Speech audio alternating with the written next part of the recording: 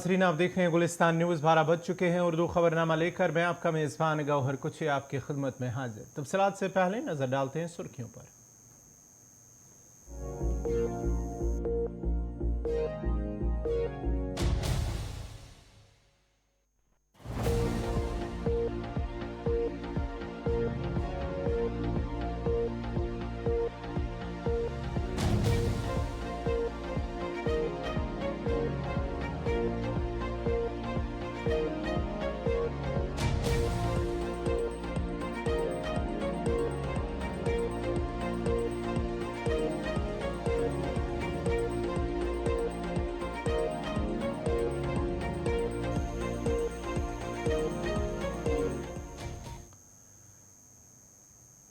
और अब पेश है खबरों की तफसील। सबसे पहले दफ़ा 370 मामले को लेकर दफ़ा 370 मामले पर अदालत उस्मा में समाअत जारी है। सुप्रीम कोर्ट में जम्मू कश्मीर से मुतल्लिक आर्टिकल 370 की मनसूखी को चैलेंज करने वाली अर्जियों पर यौमिया बुनियाद पर समाअत जारी है और आज 11वीं रोज़ समाअत जारी है। Chief justice D.Y.. चंद्रचूड़ की सरबराही में 5 जजों की आईनी बेंच इस मामले की समाअत कर रही है। बेंच में justice Sanjay Kishan Kaul, justice Sanjiv Khanna, justice B R. Gavai और जस्टिस सूर्यकांत शामिल हैं। इससे कबल 2 अगस्त को जम्मू कश्मीर में आर्टिकल 370 की मनसूखी को लेकर समाअत शुरू हुई थी। जम्मू कश्मीर के वकला की जानिब से पेश किए गए दलाइल मुकम्मल हो गए हैं और अब सरकार की जानिब से सॉलिसिटर जनरल अपना मौक़िफ़ सामने रख रहे हैं।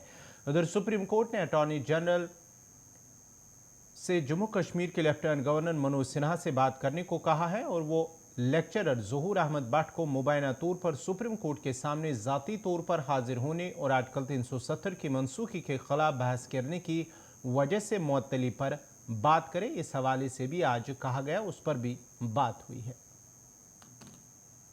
Became union territories. That is first. I'm sorry, C and D both became Andaman Nicobar Small was D. So A and B became states and C and D became union territories. We are not concerned with that right now in this matter. Second was the identity of princely states was completely abolished. Till then, till 56, the Raj Pramukh was the erstwhile princely ruler. This was abolished. That now, henceforth, it would be the governor appointed by the President of India. The President who is responsible to the Parliament and the Parliament who is responsible to we the people of India. So now, no Raj Pramukh, who is the princely state. He can be appointed as a governor, that's one thing. Some of them were appointed, but not by virtue of they being a member of that lineage in the princely states. But this happened. But at this stage, Article 238 was repealed, rather omitted, not repealed, but it was omitted by 7th Constitutional Amendment.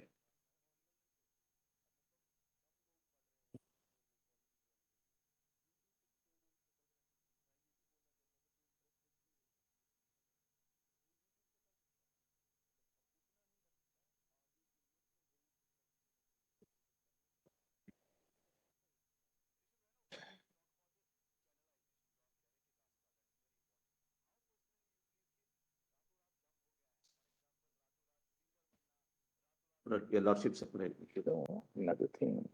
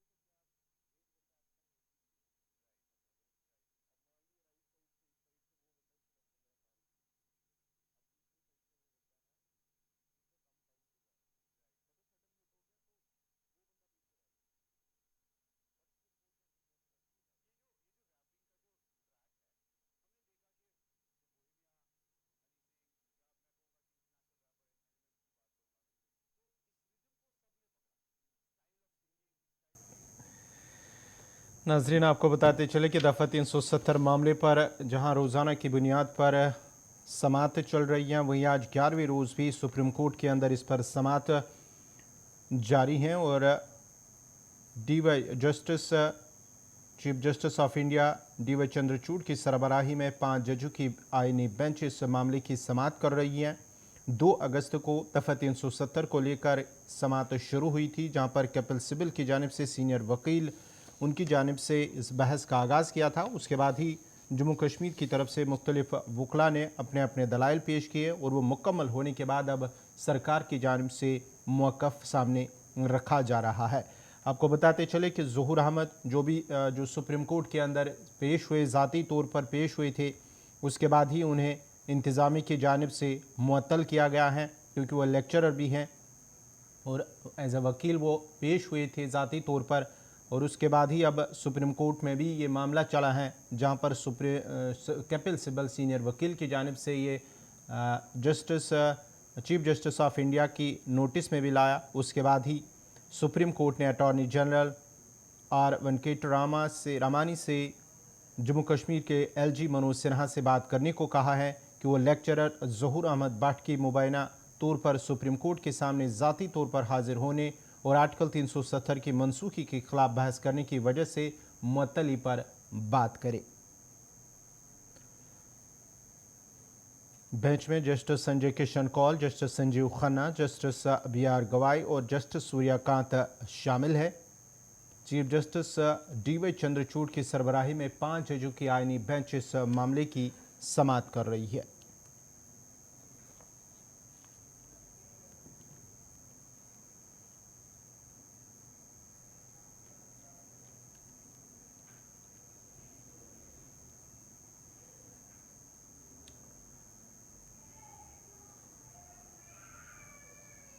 Bharatiya Janata party से कारकुनों के मुस्तफ़ी होने की खबरों को अफवाह और बेबुनियाद करार देते हुए पार्टी की तर्जुमान अल्ताफ ठाकुर ने कहा है कि भारतीय जनता पार्टी चट्टान की तरह खड़ी है और इस तरह की खबरें सिर्फ अफवाह हैं और उनमें कोई सच्चाई नहीं है।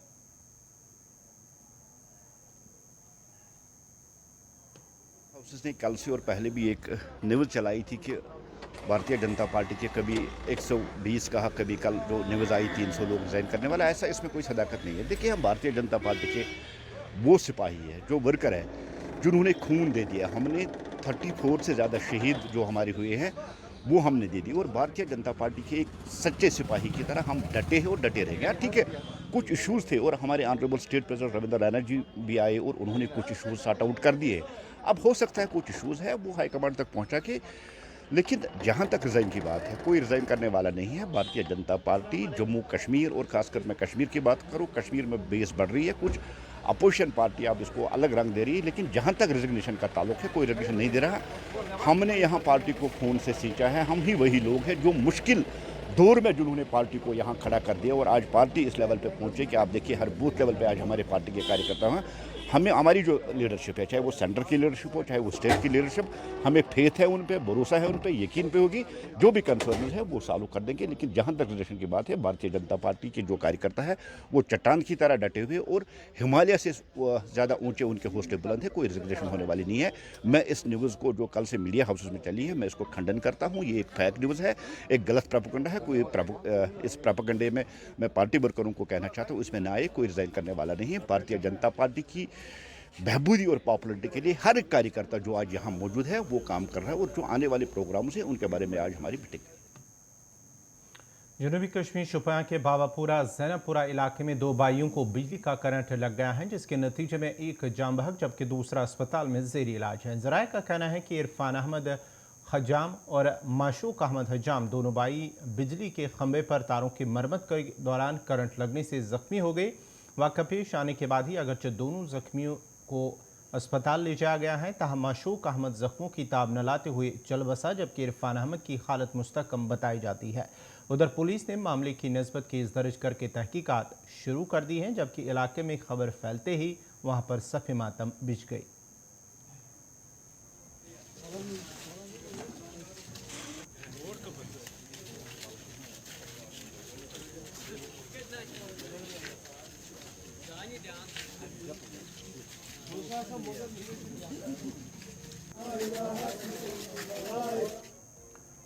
सरहदी जिला कुपवारा के लोलाब टिकीपुरा इलाके के लोगों का कहना है कि ये इलाका 21वीं सदी में भी बुनियादी सहूलियात से महरूम है, जिस वजह से लोगों को काफ़ी परेशानियों का सामना करना पड़ता है। लोगों का कहना है कि इलाके में कायम अस्पताल में तिबी सहूलियात का भी फुकदान है, जिस वजह से मरीजों को कुपवारा मुंतकिल किया जाता है। इलाके में जम्मू कश्मीर बैंक ब्रांच, बिजली और पानी की अदम दस्तियाबी की वजह से भी लोग तंग आ चुके हैं। डीडीसी मेंबर लोलाब नासिर लोन ने जिला इंतजामिया कुपवारा और एलजी इंतजामिया से अपील की है कि इस इलाके की तरफ खुसूसी तवज्जो दी जाए ताकि लोगों के मुश्किलात दूर हो सके। इस सिलसिले में नासिर अहमद लोन ने कई इलाकों का दौरा भी किया, अवामी वफूद से भी मुलाकात की और उन्हें यकीन दिलाया कि उनके जो भी मसाइल और मुश्किलात हैं उन्हें इंतजामिया की नोटिस में लाकर हल करने की भरपूर कोशिश की जाएगी।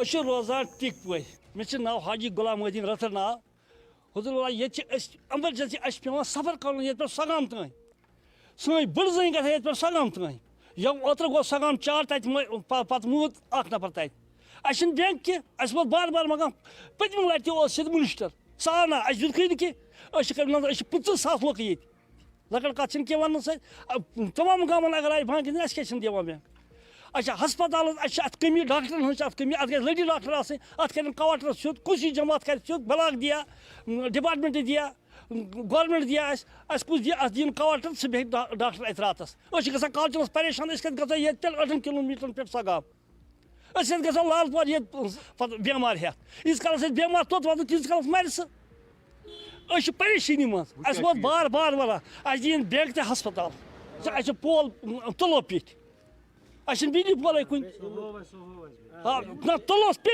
तुलो पे तुलन लगित ब्रिंज किल तमने पे तार न डिपार्टमेंट न सरपंच।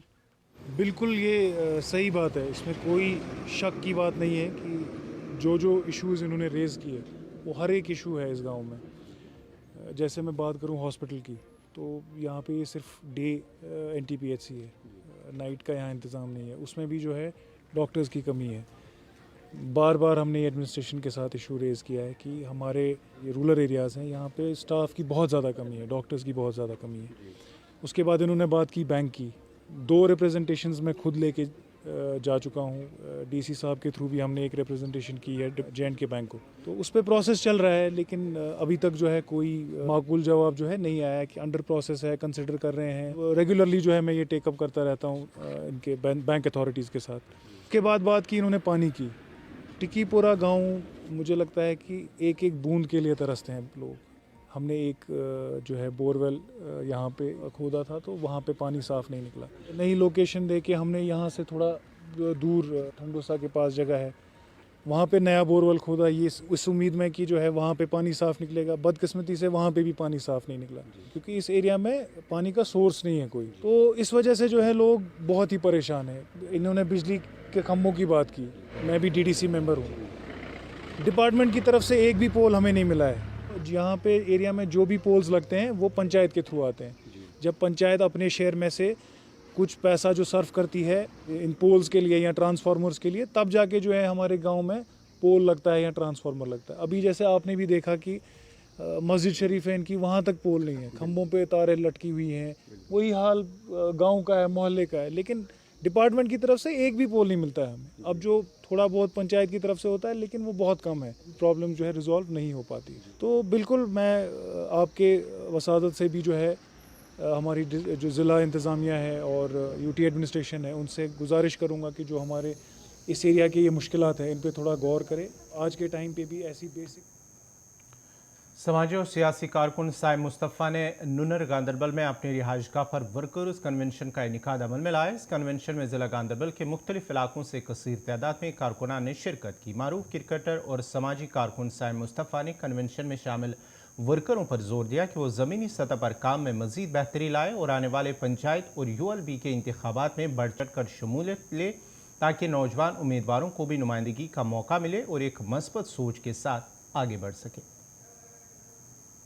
ये जो हमारा आज यहाँ पे प्रोग्राम था उसके हवाले से मैं आपको इतना बताना चाहता हूँ कि एक जो कोशिश मैंने शुरू की थी आज से 2-2.5 साल पहले, तो उस कोशिश को मैं कितना रंग आया है, उस कोशिश में मैं कितना कामयाब हुआ हूँ, मैंने सोचा कि आज मैं भी देख लूँ। मैंने आज अपने जितने सारे हमारे साथी जुड़े हुए हैं उन सबको यहाँ पे दावत दी कि आप आए, मैं भी देखूँ कि नहीं जिस चीज़ का मैं दावा कर रहा हूँ, जिस बदलाव का मैं दावा कर रहा हूँ कि गांधरबल में है, जहाँ पे मैं सोच रहा हूँ कि नहीं इस टाइम पे गांधरबल के नौजवान, खास तौर पे नौजवान, पहले तो पूरे अवाम में गांधरबल की कहता हूँ, लेकिन खास तौर पे नौजवान जो उजागर हुए हैं, जो जाग गए हैं, जिनको अपने हुकूक का यहाँ पे समझ आई है, अपने हुकूक का पता चला है, तो उस हिसाब से मैं भी देखना चाहता था कि कहाँ है। तो मुझे लगता है कि आप भी यहाँ पे देख रहे थे और उन लोगों का भी बहुत ही शुक्रिया है कि नहीं मैं एक सोच लेके चला था और आज उस सोच के साथ वो जुड़ गए। देखिए डेमोक्रेसी है, कोई पार्टी शुरू करे, किसी पार्टी में जाए, वो उनका अपना फैसला होता है, हम उस चीज़ पे टिप्पणी करेंगे नहीं। हर किसी का अपना विजन होता है। देखिए यहाँ पे हर कोई अपने अपने एजेंडा को लेके चला है। गांधरबल की अगर मैं बात करूँ, गांधरबल की आवाम बहुत ही संजीदा आवाम है, समझदार आवाम है, सेंसिटिव आवाम है और खास तौर पे पॉलिटिकली बहुत ज़्यादा मैच्योर आवाम है, क्योंकि उन लोगों को पता है, उन लोगों ने देखी है सियासत। ये कोई और कॉन्स्टिट्यूंसी नहीं है, ये ऐसी कॉन्स्टिट्यूंसी है जो एक तवारीखी कॉन्स्टिट्यूंसी है। तो यहाँ पे लोगों को पता है कि हमें कैसे करना है, क्या आगे आना है। और at the end of the day अगर हम देखें, सारा कुछ जो भी है वो पब्लिक पे डिपेंड करता है कि पब्लिक किसको कल को चुनती है, किस तरीके से चुनती है। तो यहाँ पे कोई उस हिसाब से अपने आप को वो ज़्यादा बढ़ा चढ़ा कर बोलने की बात नहीं होती है। भाई और बहन के दरमियान खुसूसी प्यार का त्यौहार रक्षाबंधन रवामा की 31 तारीख को मनाया जा रहा है। इस दिन के मौके पर बहन भाइयों की कलाई पर रंग बिरंगी राखी बांधती है और उनकी खुशहाली, सेहत और खैराफियत की दुआ भी करती है। इसके बदले में भाई अपनी बहनों की हिफाजत और मदद का अहद करते हैं और उन्हें तहाइफ भी देते हैं। रक्षाबंधन के मौके पर जम्मू की पतंग बाजार को सजाया गया है।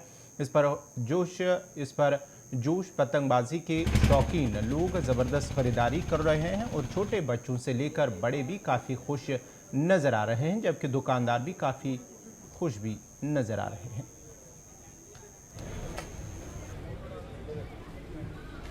मेरा थरफ खजूरिया नाम है। ये पूरा बाज़ार पतंगों से भर गया है और नीला आसमान भी रंग बिरंगा हो जाएगा और बहुत उत्साह रखते हैं। बड़े लोग भी, छोटे लोग भी उड़ाने पर पतंगबाजी करते हैं, क्योंकि तब फिर टाइम भी नहीं मिलता, क्योंकि पतंगबाजी करनी होती है। यहाँ पे बहुत सारी काइट्स है, ये पसंद आ रही।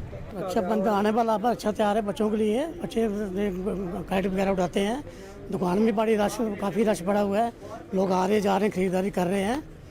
काफ़ी अच्छी वैरायटी है इनके पास भी, जो जिस पास हमें खरीद शौक है गुड़ी उतारने का। हाँ, सारा बाजार ये पूरा पक्के टका, ये सारा मतलब उसका ही बाजार है सारा। यहाँ जो बाकी अच्छी वैरायटी है, पतंगे हैं, बड़े बड़े काइट हैं, बड़े छोटे बच्चों के लिए भी हैं और डोर भी बच्चों के लिए है। ठीक है, अच्छी बात है।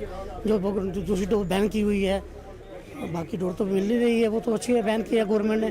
गट्टू बैन है ना, दूसरा गट्टू। बाकी आम सिंपल डोर है, वो ठीक है, बच्चों के लिए से ठीक रहता है, हाथ में करते हैं, गाइड भी अच्छी रहती है। ये दुकानदार, उम्मीद है दुकानदार को, दुकाना जो हमने सजाई हुई है, मतलब माल मूल अपना पूरा कोटा रखा है। गाहक आ रहा है, स्लो गाहक आ रहा है। अभी शाम को देखेंगे, शाम को हो जाएगा, फास्ट हो जाएगा। ऐसी बात नहीं है, गाहक निकलेगा, लेकिन थोड़ा लेट निकलेगा गाहक की उम्मीद बहुत है। रक्षाबंधन 30 को है। दुकानें सब सज गई हैं इस वक्त, सारा बाजार मतलब कि रेडी है इस वक्त। पतंगों में कोई खास नहीं है, लेकिन ये है कि अलग अलग वैरायटी आती रहती है, बिकती रहती है, आती रहती है, बिकती रहती है। कोई समझ नहीं लगती है। वैरायटी जितनी मर्जी हो तभी मतलब कि ऐसा ही है, गाहक की अपनी मर्जी है। बड़े गुड्डे का जोर है ज़्यादा। सीजन अभी थोड़ा स्लो है, लेकिन चल रहा है। बड़े गुड्डे का ही गाहक है, निकल रहा है। उम्मीद बहुत, पूरी उम्मीद है हमारी, पूरी उम्मीद है। लेकिन आजकल काम है 1-2 दिन का ही, लोगों के पास टाइम नहीं है। जब टाइम शाम को आएंगे लोग, उसी वक्त बोलेंगे कितना ये पैकर लेकर ये पैसे निकालेंगे, ऐसे चलो भाई चलते होंगे, तभी लेंगे। चलो भाई 2 मिनट में सेल हो जाएगी, आधे घंटे में सेल हो जाएगी, कम से कम ठीक ठाक हो जाएगी सेल। ये बहुत अच्छी बात है कि हर लोग जो है ना वो रक्षाबंधन पे वगैरह ये पतंगे वगैरह उड़ाते हैं। हमारे ये बच्चे हैं हमारी, तो हम इनको बड़ी से बड़ी पतंग लेकर देंगे इनको। तो उस दिन हम देखते हैं कि मैक्सिमम आसमान पे पूरा आपको बिल्कुल ऐसा लगेगा जैसे पूरे पतंगे दिखेंगे और कुछ नहीं दिखाई देगा आपको। हमारी भी यही उम्मीद होती है कि हम इसको बच्चों को अच्छी से अच्छी डोर लेकर देंगे और वही लेकर देंगे जो गवर्नमेंट हमें बोलती है। इसके ज़्यादा हम उसको नहीं, और अपने बच्चों को यही बोलेंगे कि अच्छी वाली डोर उड़ाना जिसके किसी का नुकसान ना हो। और यहाँ पे ये बहुत बड़ी दुकान देखी हमने, यहाँ पे काफ़ी बड़ी बड़ी पतंगे भी हैं, अच्छी वाले पतंगे भी हैं और रेट भी इनके हमने देखा कि बड़े जानवर से रेट लगे इनको। हमें बहुत ही सिंपल है और अच्छे डिज़ाइन उन्होंने बनाए हैं। ऐसे मार्केट हम काफ़ी मार्केट में घूमे हम और लेकिन इस दुकान के डिज़ाइन हमें बड़े अच्छे डिज़ाइन लगे। पहले हम थोड़ा बहुत खरीदारी की थी, लेकिन वो नहीं, हमने सोचा कि अभी थोड़े दिन रक्षाबंधन रह गई है तो बच्चों को छुट्टी भी है उस दिन, तो इसलिए हम यहाँ पे आए हैं। इसलिए हमने सोचा कि चलो आज ही लेकर आएंगे, कभी उसको डिज़ाइन मिले वो वाली। नाजरीन, सीधे आपको सुप्रीम कोर्ट लिए चलते हैं, जहाँ 370 मामले को लेकर इस वक्त हुकूमत की जानिब से, सरकार की जानिब से अपना मौक़िफ़ सामने रखा जा रहा है। सॉलिसिटर जनरल की जानिब से हुकूमत का मौक़िफ़ सुप्रीम कोर्ट के अंदर सामने है। Power to the president to apply the provision of the constitution to that state which such exceptions and modifications as the president might by order specify. We have already pointed out that the power to make exceptions implies that the president can provide that a particular provision of the constitution would not apply to that state. If therefore the power is given to the president to efface in effect any provision of the constitution altogether in its application to the state of Jammu and Kashmir, it seems that when he is also given the power to make modifications, please note, my lord, mark, that power should be considered in its widest possible amplitude. If he could efface a particular provision of the constitution altogether in its application to the state of Jammu and Kashmir, we see no reason to think that constitution did not intend that he should have the power to amend a particular provision in its application to the state of Jammu and Kashmir.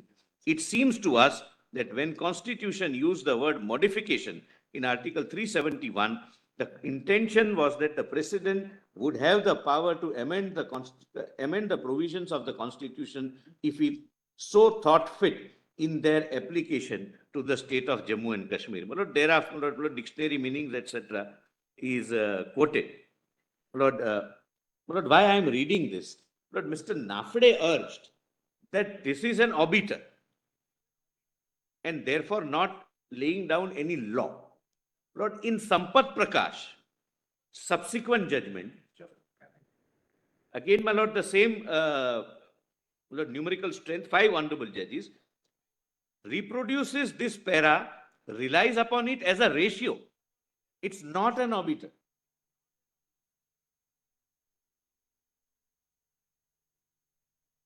Lord, let me directly go to Sampat Prakash so that this point is clear. This is not an obiter. This question directly fell for consideration. The petitioner wanted this honorable court to interpret whether there is any power of radical alteration or modification. And this honorable court said, you can even efface a part of the constitution. Then obviously radical alteration is something which you can do. Now, Lord, in the same compilation, if your lordships can come, the next judgment, my lord. 27. Yes, my lord. Please come to, my lord, page 27.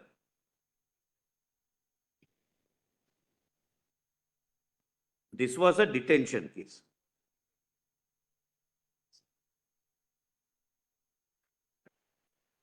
Please come to para 2.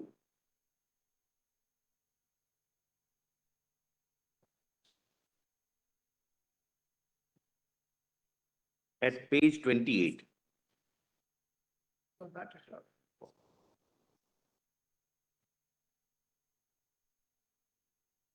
Does your lordship not have them? I'll just read para 2.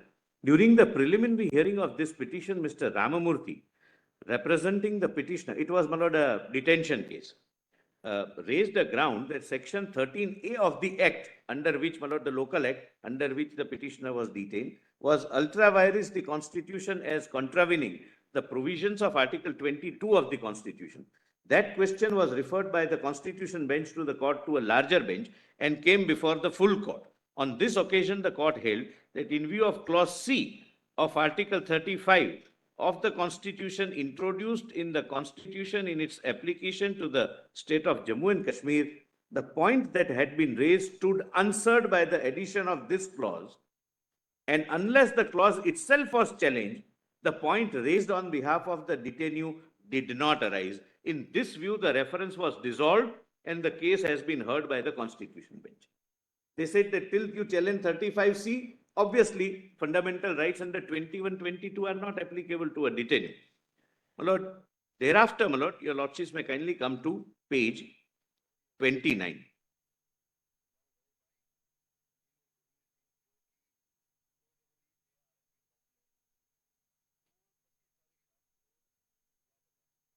Look, this takes care of Mr. Dwivedi's argument, Mr. Dwivedi for the petitioner. No, my lord, on this side also we have Dwivedi. You have to argue anything. Yes, That's in a brotherly sense. yes, sir.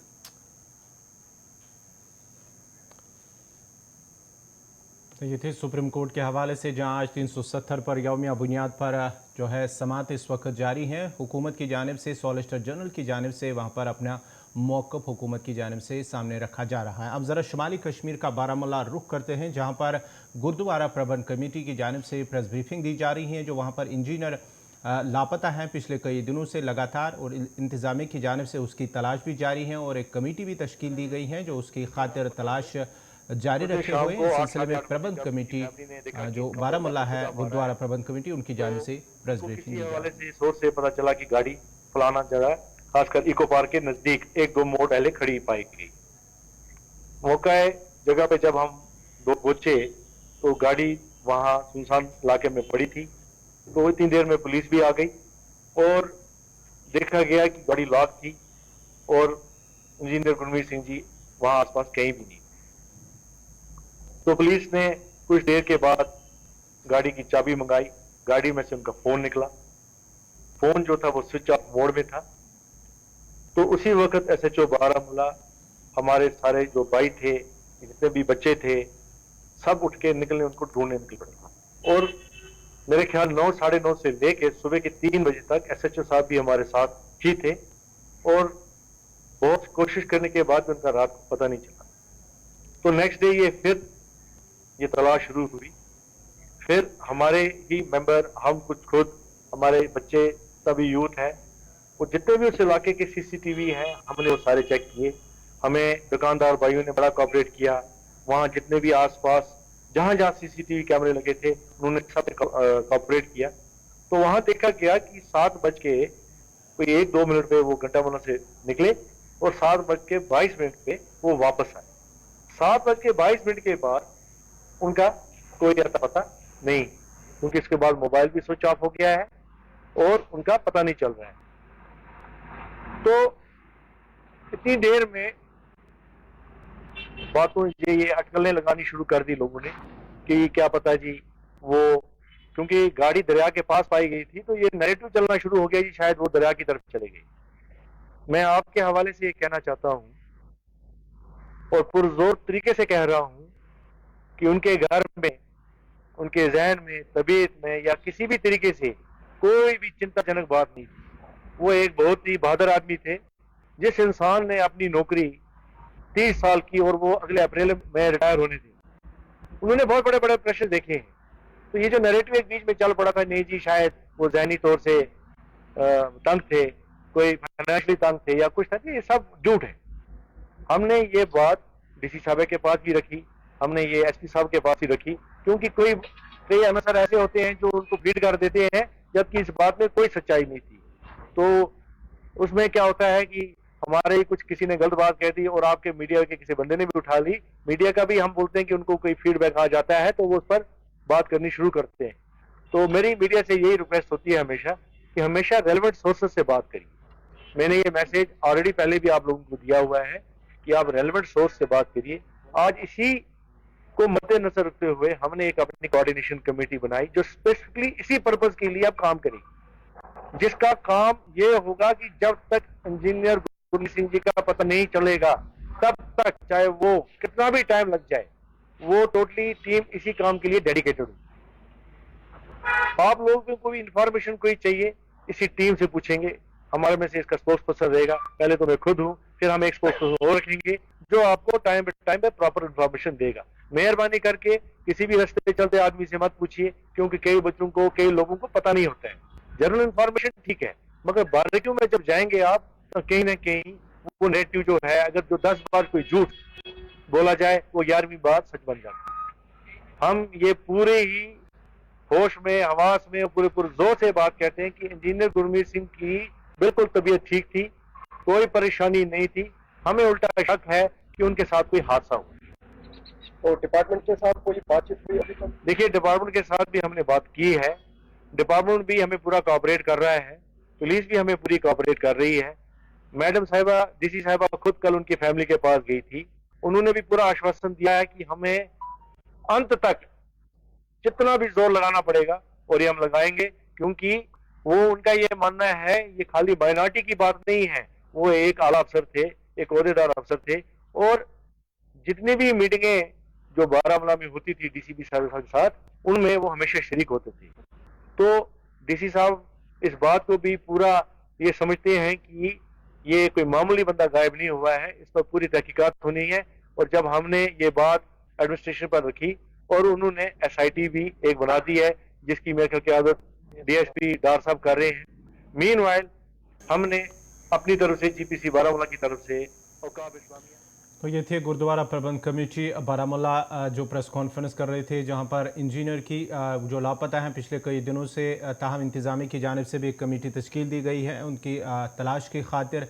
लेकिन जो प्रबंध committee की जानिब से कहा गया है कि इंतज़ामिया से उन्होंने एक बार फिर जो है अपील की है कि उनकी तलाश के लिए एक आला सतही जो टीम है वो तश्कील दी जाए, और उसके साथ साथ ही कुछ अफवाहें भी फैलाई गई हैं, उस पर भी उन्होंने कान न धरने की अपील की है। तो नाजरीन, इसी के साथ ही उर्दू खबरनामा इख्तिताम पज़ीर हुआ चाहता है।